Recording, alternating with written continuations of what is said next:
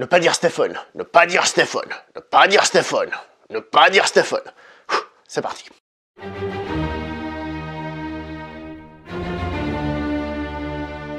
Bonjour à vous les cinéphiles et bienvenue pour cette nouvelle critique en post-projection. Il va être aujourd'hui question de la version 2019 du film Pet Sematary, en français Cimetière, et pour une fois je profite pour le dire, je préfère le titre français Cimetière qui je trouve est plus violent, plus lugubre et donne plus envie d'avoir peur, on va dire. C'est donc un film adapté d'un roman de Stephen King, et c'est aussi un remake d'un film de 1989. Alors si j'ai dit ces deux choses, c'est parce que évidemment on peut se poser la question, est-ce que c'est plutôt une nouvelle adaptation du roman, ou bien plutôt un remake du film de 1989 ? Très honnêtement, j'irais plutôt pour la nouvelle adaptation. Alors avant d'aller plus loin, je dois vous expliquer un truc. J'ai pas lu le roman, j'ai pas vu le film de 89, donc je ne vais vous parler que du film de cette année. Si vous cherchez quelqu'un qui va vous faire une comparaison, vous dire c'est mieux, c'est moins bien, hélas il va falloir vous tourner vers quelqu'un d'autre qui a vu ces films ou qui a lu le livre pour avoir ces détails-là. Moi je ne vais pas pouvoir aller jusque-là. Quoi qu'il en soit, on voit clairement que ce film est vendu avec le nom de Stephen King. C'est pour ça que je pense plus à une nouvelle adaptation plutôt que vouloir faire un remake. Parce que même si le film Cimetière de 89 a sans doute marqué beaucoup de personnes, il est rarement cité comme étant un des grands classiques absolus du cinéma d'horreur qu'il faut absolument remaker. Stephen King qui est actuellement vachement à la mode évidemment, puisqu'on a eu It, donc ça, on a eu même La Tour Sombre, ça a peut-être un peu moins bien marché, on est bien d'accord. Il y a aussi eu des adaptations sur Netflix, bref, Stephen King, qui est pourtant quelqu'un qui n'est pas tout récent, ses romans sont pas tout récents, ils ont déjà été adaptés, et quelqu'un qui est extrêmement à la mode, peut-être parce que c'est intéressant de créer un cinématique universe sur quelqu'un de déjà populaire. Ça peut être utile, non, vous pensez pas? Bon, on va revenir un petit peu à ce Cimetière version 2019, qui est donc co-réalisé par deux personnes, donc monsieur Kevin Kulch, je suis en train de dire comme d'habitude, et monsieur Dennis Weidmeyer. Dans les rôles principaux, on a l'acteur Jason Clarke, que j'aime beaucoup, en règle générale du moins. On a Amy Seymet, on a John Lithgow et Jeté Lawrence, ouais, ça s'appelle comme ça. Je ne sais pas exactement quelle est la hype qui entoure ce film, si c'est un film que les gens veulent absolument voir, qu'ils attendent beaucoup, ou rien du tout. Moi personnellement, je suis allé le voir complètement au bol. Et c'est peut-être pour ça que je suis un petit peu partagé. Je vais être honnête avec vous, c'est pas un film que j'ai beaucoup aimé, mais c'est pas forcément un film à jeter non plus. Donc je pense que ça dépend de vos attentes, ça peut être une grosse déception ou pas. Moi personnellement, du coup, je vais lui donner la note de 5 sur 10, qui comme vous le savez est une mauvaise note pour moi, hein, puisque les bonnes notes commencent à partir de 6, avant 6... c'est que ça vaut pas la peine d'aller le voir, mais évidemment c'est un avis personnel, je pense que certains vont aimer. Pour la structure de cette vidéo, alors j'ai essayé de faire la structure habituelle, puis finalement je me suis dit que j'allais faire d'un côté les points positifs et d'un autre côté les points négatifs. Voilà, ce sera un petit peu plus facile, même s'il y a forcément des points positifs et négatifs qui se répondent les uns aux autres, donc on va essayer de faire tout ça, et si possible clairement, ce qui n'est pas mon fort. Point positif numéro 1, ce sont pour moi les acteurs que je trouve très bons dans le film. Alors comme j'ai dit, Jason Clarke c'est un acteur que j'aime beaucoup et il fait encore une fois ce qu'il faut, donc moi je suis très content à ce niveau-là.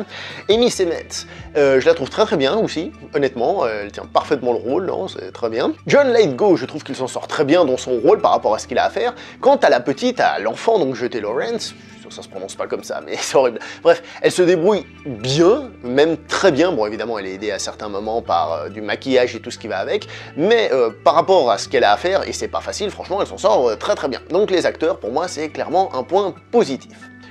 Le deuxième grand point positif pour moi, c'est l'ambiance qui se dégage de certaines scènes, surtout par exemple du cimetière la nuit, où il y a clairement une ambiance un peu lugubre, sinistre comme ça, j'aime beaucoup, même si disons les choses comme elles sont, ça fait un petit peu fake, hein. On sent que ça fait un peu vieux décor hein, d'une certaine manière, mais bon, moi personnellement j'ai plutôt apprécié à ce niveau-là. Alors ce que je vais vous dire maintenant, c'est ni vraiment une qualité, ni vraiment un défaut, c'est plus une caractéristique du film, qui de base, disons les choses comme elles sont, est plutôt une bonne tentative, c'est qu'ils essayent de maintenir une tension pendant tout le film. Ils essayent de faire que tout le film soit tendu.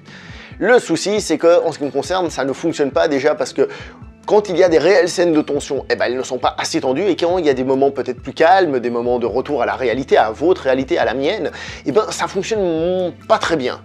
Et ça, c'est lié à ce que je disais avant, l'ambiance qui elle est plutôt réussie, mais à ce niveau-là, ça fonctionne un petit peu moins au niveau du rythme. Et là maintenant on va commencer par les défauts, comme vous l'avez plus ou moins imaginé, même si j'ai déjà évoqué certains trucs, on va revenir parce que sinon je vais me perdre. Alors c'est parti pour les défauts. Le premier défaut pour moi vient du scénario et donc du côté cliché un peu de l'histoire de la situation de base. En effet, on a une famille qui va vivre à la campagne et oh, c'est une maison hantée, hein, beaucoup de guillemets évidemment, c'est pour donner l'idée. On est face à des situations super clichés, des choses qu'on a déjà vues 1 million de fois. Donc ce défaut pose une question, est-ce qu'il fallait réellement réadapter Stephen King ? Parce que Stephen King, c'est quelque chose qui date pas d'hier, c'est quelque chose qui a inspiré beaucoup de personnes, etc. etc.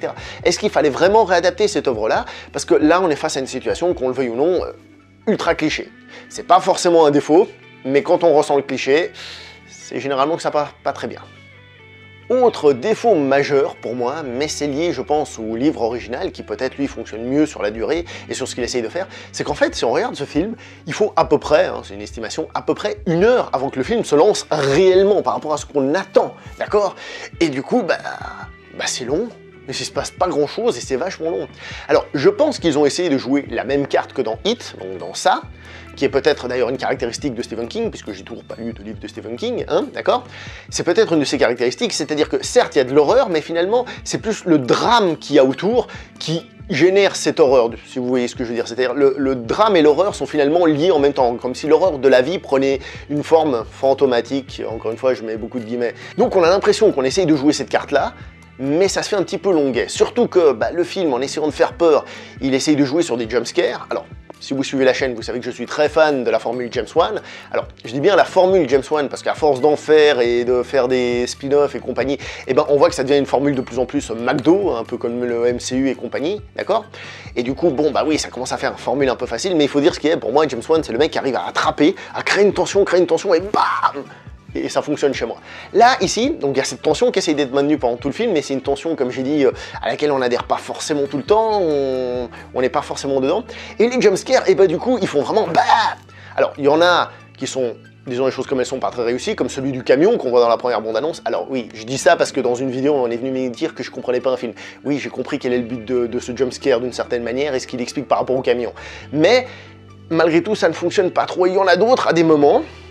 Et c'est un peu dommage parce que comme l'ambiance n'arrive pas à nous attraper malgré la tentative de tension pendant tout le film, il n'y a pas justement cette préparation au fait qu'on est comme ça, qu'on a peur, et qu'ils arrivent quand même à nous attraper. Là, ici, j'ai trouvé que du coup, les jumpscares fonctionnaient moins bien. Dommage. Bon, là, j'ai déjà dit plusieurs défauts en un. L'un des soucis, justement, par rapport à cette longueur et tout ça, c'est que j'ai trouvé que le film était très bavard. Et ça parle, et ça nous parle du drame, justement, des personnes, et ci, et ça, puis on nous explique aussi le cimetière, et ci, et ça. Et c'est long, et c'est long, et c'est long. Surtout que, comme j'ai dit avant, on est face à des clichés, c'est-à-dire des personnages un peu clichés, des situations qu'on a déjà vues. Et donc, du coup, ça s'étire vraiment en longueur, et en ce qui me concerne, pas pour la meilleure des choses. Autre défaut, quand le film se décide enfin à se lancer, il va vachement vite. Alors c'est pas forcément un défaut, mais ça coupe clairement le film en 2 parties, totalement distinctes, avec presque une atmosphère différente, une manière de traiter le sujet différemment, et on se demande même s'il n'y a pas eu des coupes. Par exemple, il y a des choses qui ne sont pas développées. On nous parle de ces enfants qui sont dans la forêt, là, qui ont des masques et tout ça, et c'est pas spécialement développé par la suite. Ils sont là, ça crée à un moment une petite ambiance, on se dit, ouh, il y a une ambiance lugubre, mais après ça disparaît, parce qu'on n'a pas le temps de développer, par exemple. Bon, après, je dois vous avouer que personnellement, j'ai plutôt apprécié la fin. D'ailleurs, la fin qui est, paraît-il, très différente du film d'origine, et qui est, paraît-il, très différente du roman. Mais je dis ça, mais j'en ai aucune idée, je les ai pas vus, je vous le répète. J'ai essayé de chercher des informations sur les différences romans, films précédents et autres, mais tout ce que j'ai trouvé c'est il y a des différences, la fin est un peu différente, voilà, je peux pas vous dire plus. Je peux pas vous dire en quoi elle est différente. Et maintenant, pour moi, on arrive vers un gros défaut. C'était déjà le cas dans It, mais It, justement, son drame fonctionnait bien, donc ce qui fait que j'ai quand même beaucoup aimé le film. Ici, le drame fonctionne moins, et le gros défaut, c'est que le film fait pas peur. Moi, personnellement, il m'a pas fait peur. Alors après, évidemment, on a chacun sa sensibilité à la peur. Paraît-il que je suis quelqu'un qui a pas trop peur au cinéma, à part justement chez certaines personnes, chez certaines manières de faire, mais en règle générale, il y a beaucoup de films de peur qui, personnellement, ne me font rien, et dans celui-ci, personnellement, j'ai absolument pas eu peur. Donc on a une grande tension lente, donc une tension qui fonctionne pas à des masses, justement, le film lent, qui essaye de faire peur sans y arriver. Et pas terrible. Mais le pire, et là je pense que c'est le pompon, c'est que la salle rigolait. À des moments, elle a vraiment rigolé. Alors, on le sait, quand on va voir des films d'horreur, il y a toujours des... comment on appelle ça? Des cons, d'accord? Il y a toujours des cons dans la salle qui parlent, qui font du chahut, blablabla, et il y a plusieurs manières de réagir. Alors, souvent, ils rigolent parce qu'ils parlent entre eux, ils en ont rien à foutre du film, ou alors, ils ont un rire nerveux. Ça, je suis sûr que vous avez déjà vu dans les salles de cinéma, c'est-à-dire les gens qui rigolent parce qu'en fait, ils sont en train de se chier dessus, ils sont là... Là, c'est pas ce rire-là qu'il y a eu dans la salle. Il y a vraiment eu des gens qui ont rigolé de certaines scènes dans la salle, du côté ridicule qu'il pouvait y avoir, de certains trucs pas forcément très bien réussis. Voilà quoi, ça veut dire que l'ambiance, que ce soit la tension, la peur ou le drame, ne fonctionnait pas sur le public. Autre gros défaut, pour moi, c'est la réalisation. Alors comme j'ai dit, il y a une ambiance qui est plutôt bien faite, dans les décors, dans la manière de faire tout ça, mais la réalisation en elle-même, je l'ai trouvée très plate.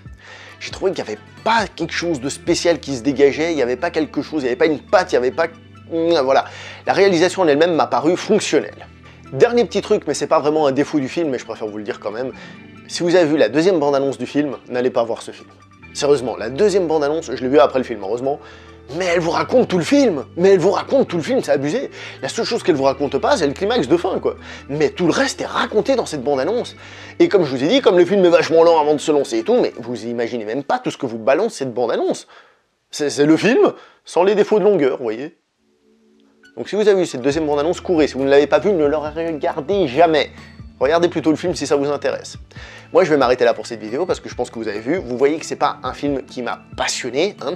Je vais être très honnête avec vous, c'est pas le pire film de l'histoire, etc. Mais c'est pas non plus un film de ouf. Personnellement, les films d'horreur, j'essaye d'avoir peur. J'espère qu'il y a aussi une petite idée, un petit message derrière. De temps en temps, c'est cool, c'est sympa, même si le message n'a pas besoin d'être un message pour sauver l'humanité. Hein. Je pense à par exemple Lights Out, où le monstre représentait simplement la dépression de la personne ou des choses comme ça.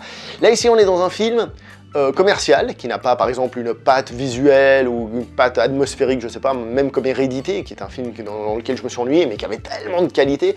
Là, on n'est pas là-dedans, on est dans un truc plus simple, et en même temps moins réussi. Bref, je vais m'arrêter là, et je vais pas aller beaucoup plus loin, vous voyez, j'ai encore rajouté des trucs là, comme d'habitude quand j'arrive à la conclusion, puis que j'ai une idée. Donc, cette fois, je m'arrête là. Portez-vous bien, n'oubliez pas de liker, commenter et de partager. Si je le dis, c'est parce qu'il faut commenter, liker et partager. Hein, et puis de vous abonner si c'est la première fois qu'on se voit et que vous voulez qu'on se revoie. Alors, portez-vous bien, sinon on se voit prochainement pour une prochaine vidéo. Ciao tout le monde.